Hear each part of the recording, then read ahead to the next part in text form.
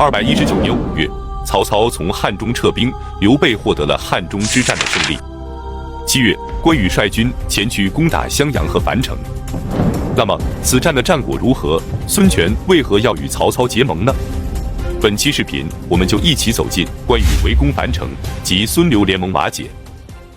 汉中之战获得胜利后，刘备自称汉中王，同时任命许靖为太傅，法正为尚书令，关羽为前将军，张飞为右将军，马超为左将军，黄忠为后将军。关羽此时正在镇守江陵，当他得知黄忠与他地位相当的时候，愤怒地说道：“大丈夫岂能与老兵同列？”因此不肯接受任命。最后在费师的劝说下才醒悟过来，欣然接受了任命。之后他留下糜芳镇守江陵，傅士仁驻守公安，他自己则亲率大军前去攻打襄阳的曹仁。此时曹操刚从汉中撤兵，到达了长安，得知关羽攻打襄阳后，立即任命曹植为南中郎将，行征虏将军，率军前去解救曹仁。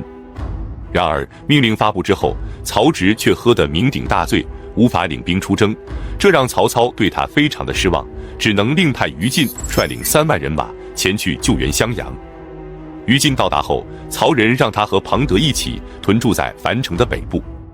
关羽得知后，率军前来攻打，庞德出营与其激战。当时庞德骑的是一匹白马，异常的勇猛，关羽的属下称其为白马将军，对他极为忌惮。激战过程中，关羽还被射中了前额，于是双方便展开了对峙。8月，襄阳开始下雨，而且一连下了10几天，导致汉水暴涨外溢。由于樊城北部的地势低洼，于禁和庞德的大军便遭到了洪水的冲淹。关羽见此情形，立即引军前去攻打，最终于禁投降，庞德被俘。关羽准备任用庞德为将，但遭到了庞德的拒绝，于是便将其斩杀，于禁和庞德全军覆没。之后，曹仁被关羽围困于樊城之中，吕长则被围困于襄阳，形势岌岌可危。得知关羽大胜，许都以南的诸多山贼纷纷投靠关羽，甚至连曹操任命的荆州刺史胡修以及南乡太守傅方也前来归附，许都以南全部沦陷，关羽的声势威震华夏。曹仁觉得大势已去，准备率军突围而走，可满宠劝告他说：“大雨来得快，去得也快。现在许都以南全部归属关羽，但关羽只是派遣将领前往夹下，并不敢继续攻打许都，就是担心我军会和许都成为犄角。如果我们现在逃走，则红河以南就尽归关羽了。将军还是再坚持一下吧。”曹仁听后便打消了逃跑的念头，准备与关羽死战。满宠将自己的白马淹死，与士兵们共同盟誓。曹仁则以必死之心宣示众人，将士们都被他俩的精神感动，决定誓死守城。就这样，曹仁仅率领数千名士兵据守樊城，可此时大水几乎淹没了整座城池，关羽又在城外围了好几层，城里与城外的音信断绝，粮食也所剩无几。消息传回长安，曹操大为震惊。由于汉献帝还在许都，距离樊城很近，为了躲避关羽的锋芒，他准备迁都到黄河以北。可司马懿和蒋济等人却极力劝阻，他们认为于禁是因为被大水所淹，所以才导致失败，并不是战略上的失误，并不影响大局。但是如果此时迁都，反而是向敌人示弱，淮河和汉水一带便人心不稳。而且刘备和孙权外戚内疏，现在关羽做大，孙权必然不安。如果我们将此事告诉孙权，让他派兵牵制关羽，则樊城之围便可解除。曹操听从了他们的建议，立即派遣使者前往江东说服孙权，同时派遣徐晃和赵岩等人率军救援樊城，他自己则亲率大军从长安出发，回师洛阳，准备征讨关羽。徐晃率领的大多都为新兵，难以与关羽争锋，于是走到杨凌坡的时候便驻扎了下来。众将催促徐晃赶快出兵救援，可赵岩却对众将说：“现在敌军已将樊城围得水泄不通，导致曹仁被隔断，不能合力破敌。如果仓促出兵，对内对外都为不利。不如让前军缓慢进军，逼近包围圈，然后暗地里派遣间谍通报曹仁，让他知道城外的救兵已到，以此来激励将士。只要他们再坚持10天，北路的援军也会赶到。到时候里应外合，敌寇一定会被打败。如果由于救援迟缓而导致失败，我愿担当责任，诸位不必担心。”众将这才不再催促，赞成赵衍的计谋。此时，关羽的前部军屯驻于郾城，徐晃佯装要切断蜀军后路，蜀军担心被围，只能稍营撤走，徐晃军便进驻郾城。之后，他让大军步步为营，缓慢地逼近樊城，在距离关羽大军3丈的地方才开始扎营。就在徐晃和关羽对峙的时候，孙权的使者来到洛阳，带着孙权的亲笔信求见曹操。孙权表示，东吴将会派兵袭击关羽，但为了不让关羽有所防备，务必请曹操为他保密。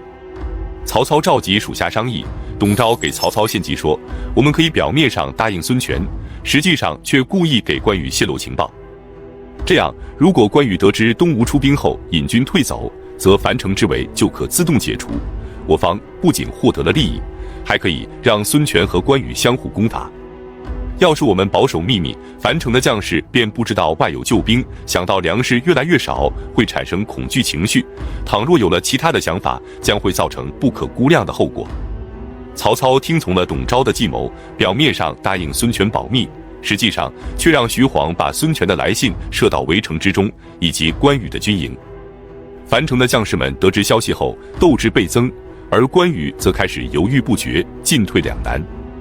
不多时，曹操亲率主力到达了磨皮，即今天的河南省夹县东南，并派遣殷蜀和朱盖等12个营将士前往郾城。他们到达后，全部归徐晃指挥。此时，关羽的主力一部分屯驻于围头，一部分屯驻于泗冢。徐晃采取声东击西的战术，扬言要攻打围头，实际上却在暗中攻向泗冢。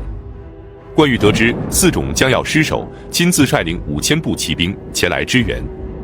到达战场后，关羽便见到了徐晃。由于他俩人不仅是同乡，官渡之战的时候，他们作为曹操的降将，还共同击败过颜良和文丑，之前的关系非常要好。因此，俩人在战场上见面后便开始叙旧。正在这时，徐晃突然下令，得关云长首级者赏1000金。关羽连忙问道：“你这是什么意思？”徐晃回答说：“这是国家大事。”随后，两军便展开激战，关羽不敌，只能退走。徐晃则率军穷追不舍，尾随着关羽的败兵，一直追到了关羽的营寨。关羽营寨的设施本来是极为严密的，外围的生蚝和鹿角有10重之多，如果想从营外强攻是极为困难的。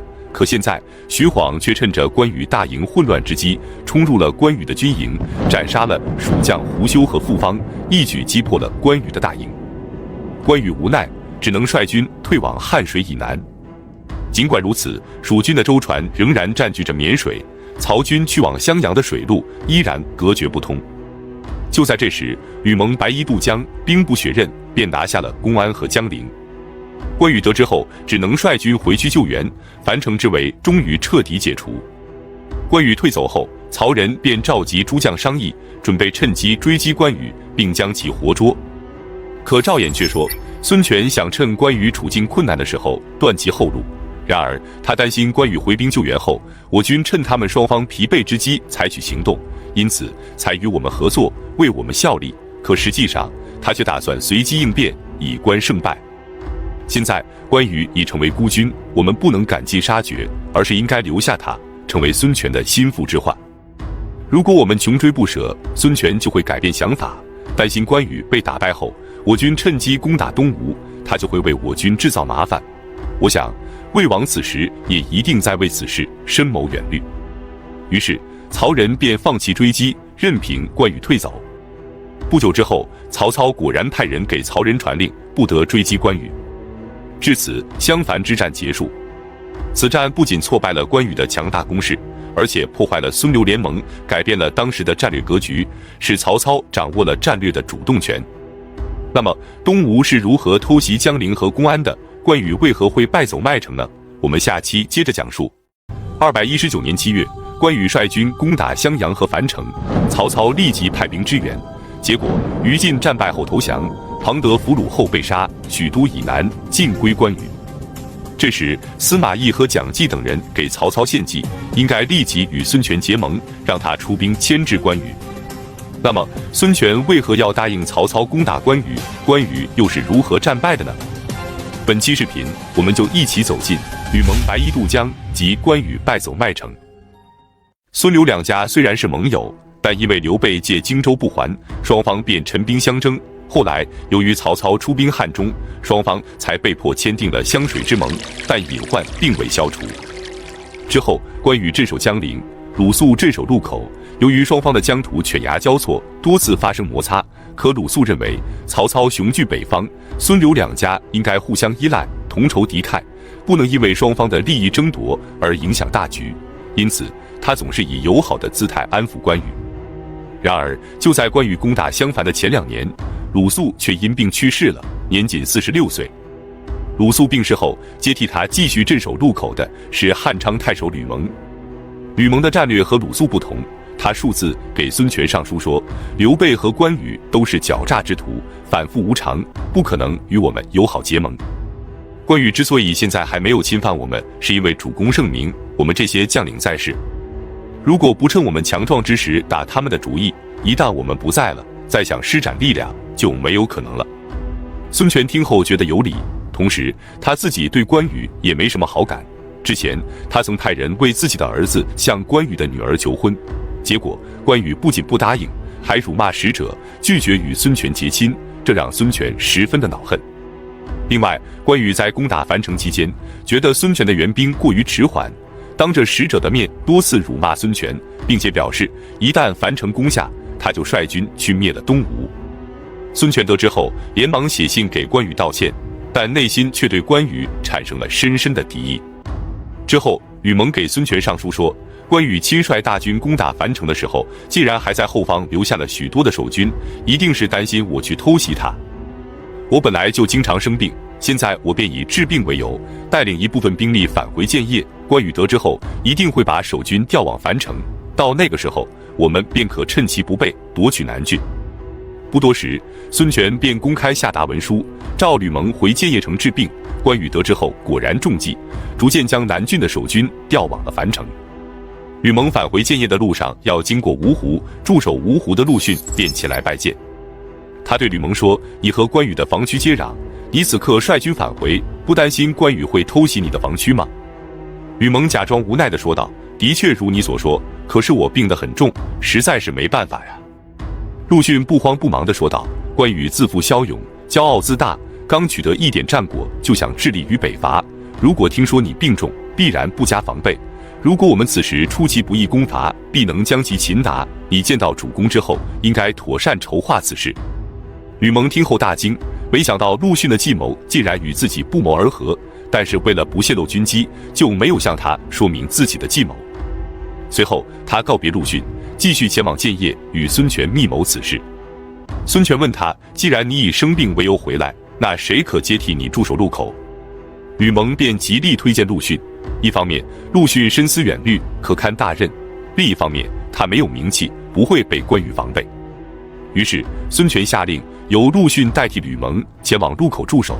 陆逊到达后，立即给关羽写信，表达了自己对关羽的仰慕之情，并且表示绝不会与关羽为敌。关羽收到信后非常高兴，愈发的大意了起来。而且，此时的关羽虽然打了胜仗，可他并不轻松。曹仁已被团团围住，可他拒不投降。于禁和庞德虽然已被打败，并且俘虏了他们的数万将士，可这些俘虏也是要吃饭的。很快，军粮就被耗尽了。不得已，关羽只好前去筹集军粮。然而，他却把筹集军粮的目的地瞄准了襄关。襄关位于萧水与湘水的交汇处，零陵郡的湘水以东属于东吴的地盘。作为孙刘联盟的一方，不打招呼就擅自抢粮，多少是有点不太厚道。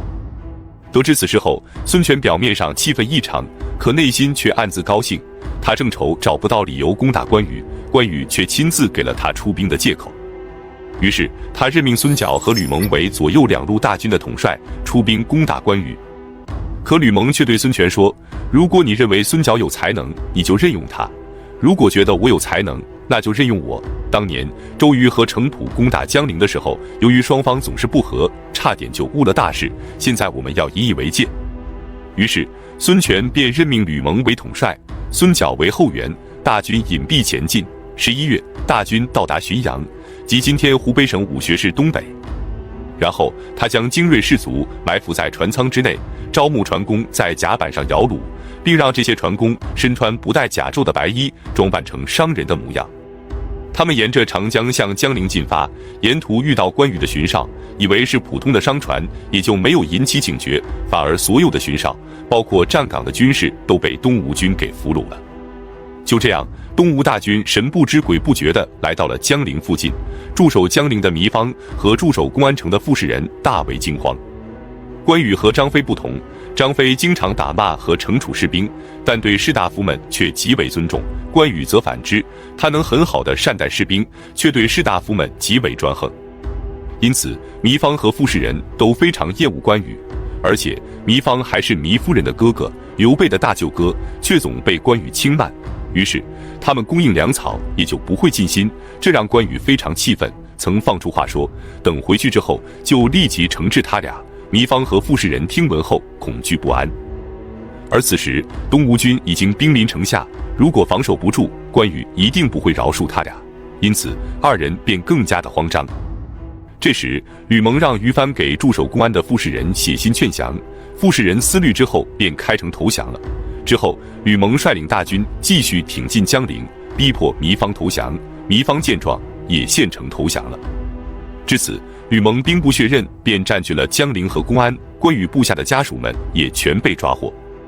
然而吕蒙不但不为难他们，还命令将士不得骚扰百姓和索取财物，并且早晚派人慰问年长之人，关心他们的生活和补给。如果有人生病，就送去医药，有人饥寒，就送去衣服和粮食。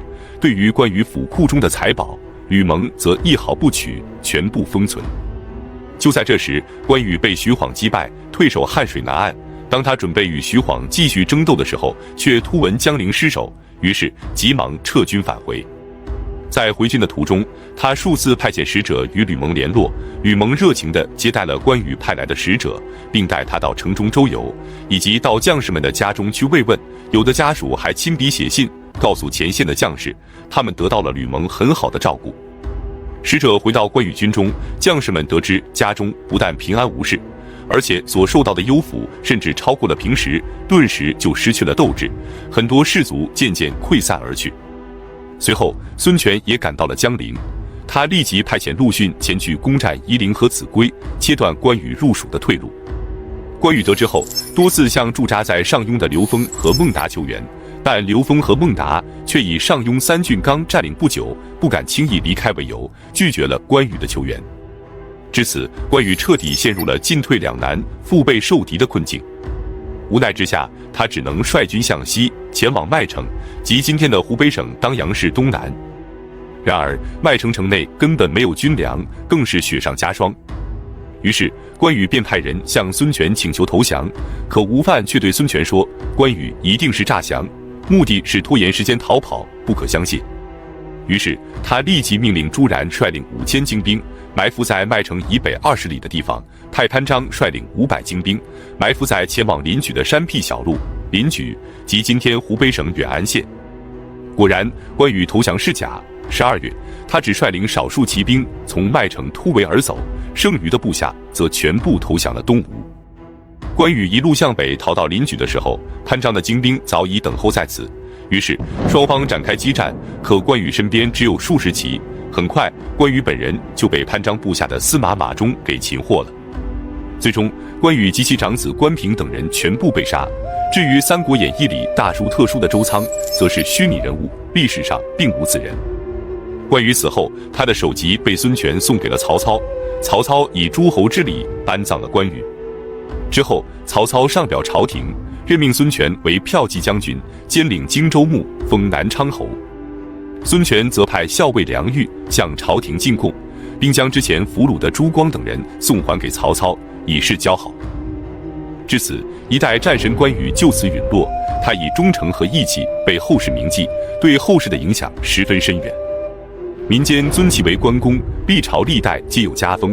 清朝时期，顺治帝赐他为忠义神武关圣大帝，从此他被尊为神明，受到了广泛的崇拜和敬仰。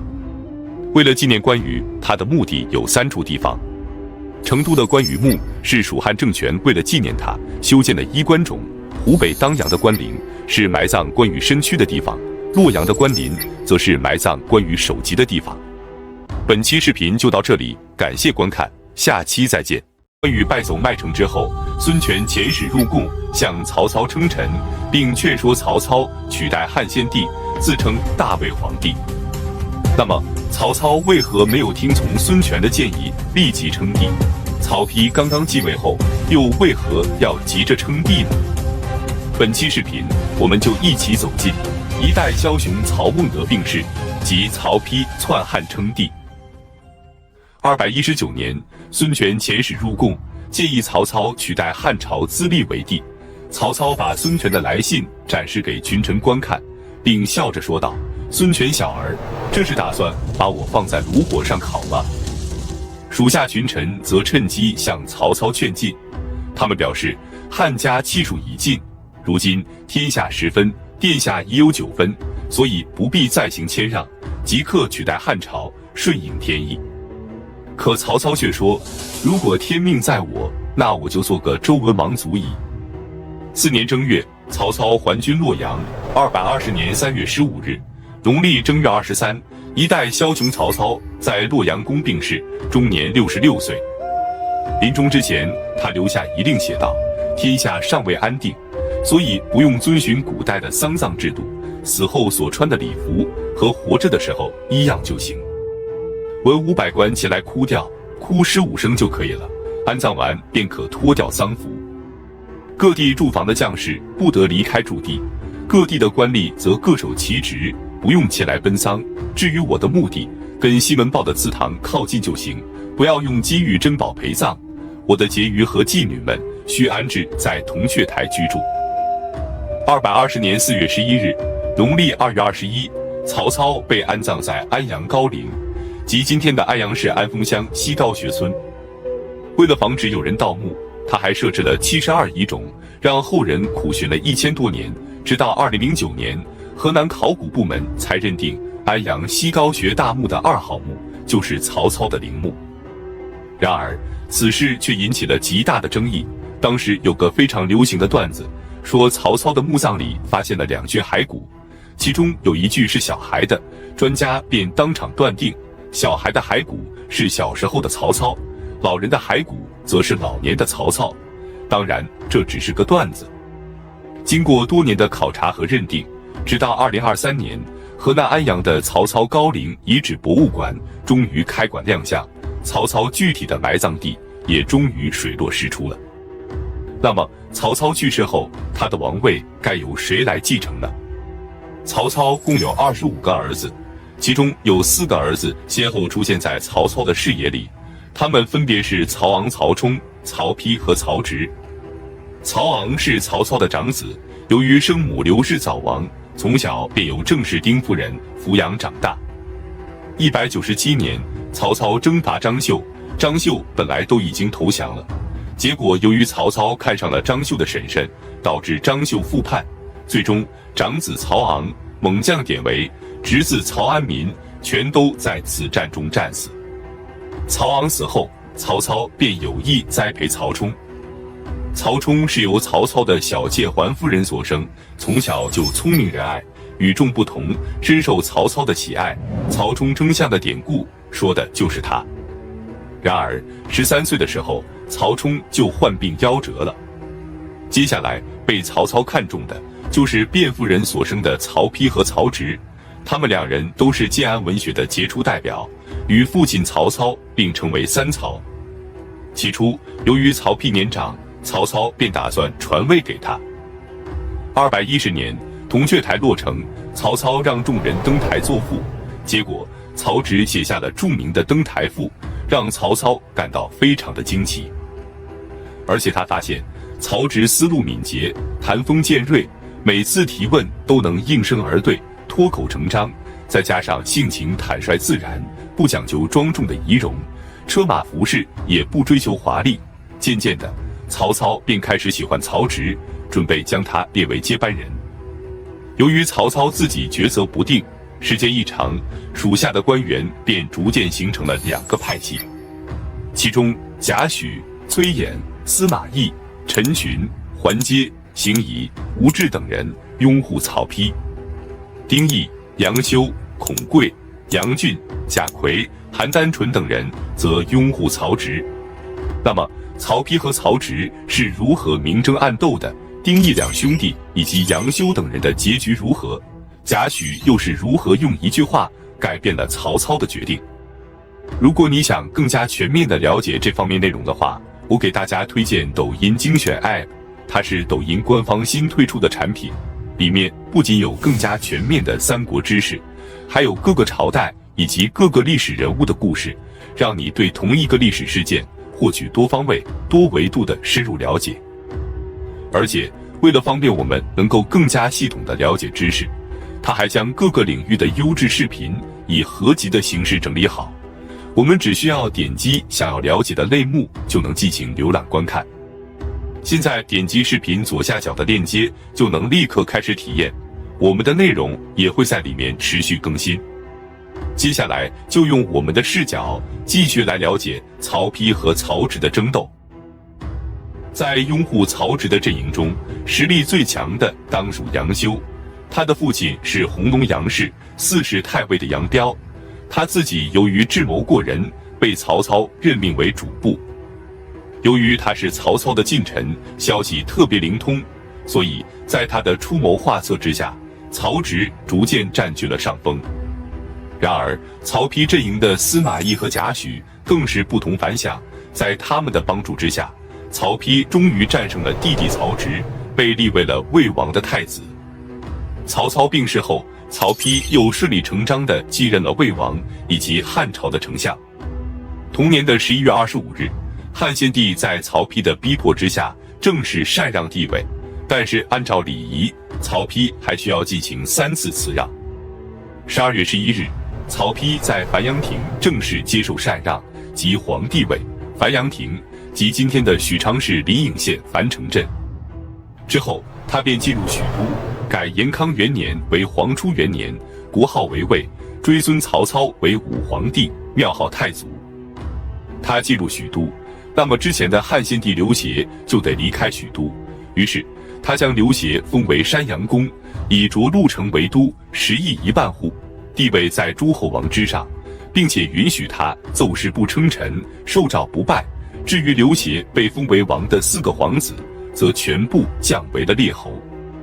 曹植听说曹丕废汉自立后，立即穿上丧服，为汉朝悲哀哭泣。曹丕得知后非常愤怒，开始对曹植进行严加防范。但碍于母后卞夫人的压力，没有进一步的迫害曹植，只是将他数次袭封。起初封他为安乡侯，10邑800户，同年7月又改封为鄄城侯，10邑2500户。也是由于这次袭封，曹植在前往鄄城的途中写下了著名的《洛神赋》。他用精致优美的语言呈现了一位尽善尽美的梦中女神福妃。对于如此仙姿卓绝的女神形象，不仅曹植为其眷恋，无数人都倍感仰慕。后世的艺术家们更是以各种不同的艺术形式来表达对女神的敬仰，以及对《洛神赋》的眷爱。东晋的画家顾恺之依据此赋创作的《洛神赋图》，成为了绘画史上的一件稀世之作。书法大家王献之以及赵孟俯则用书法的形式留下了垂范后世的墨宝。那么《洛神赋》是写给甄姬的吗？这里的甄姬指的是袁绍次子袁熙的妻子，因为名字不详，所以称其为甄氏。相传她的名字为甄宓，与洛神同名，但在正史中并无此记载，而在一些游戏之中则称其为甄姬。199年，袁熙出任幽州刺史，甄氏则被留在冀州，侍奉袁绍的妻子刘氏。204年，曹操率军攻破邺城，甄氏及婆婆刘氏等人被俘。因为甄氏姿貌绝伦，深受曹丕的喜欢，于是曹操便将甄氏许配给曹丕为妻。这一年，甄氏22岁，曹植只有13岁，可见曹植是不大可能喜欢上甄氏的。何况曹丕与曹植一直是死敌，曹植所创作的《洛神赋》曹丕也会知道，如果他们之间的关系真的不一般，曹丕怎么可能会让洛神赋广为流传，并让曹植继续活在世上？另外，曹丕去世6年之后，曹植才去世，因此我们耳熟能详的七步诗也存在着很大的争议。因为七步诗最早的记载出现在曹植去世200多年之后的南北朝，而且还存在着很多不同的版本，可见也是后人演绎的结果。就这样，曹操去世的第2年，曹丕便篡汉称帝，延续了405年的大汉王朝至此结束。也是从这一年开始，严格意义上的三国时代才算正式开始。本期视频就到这里，感谢观看，下期再见。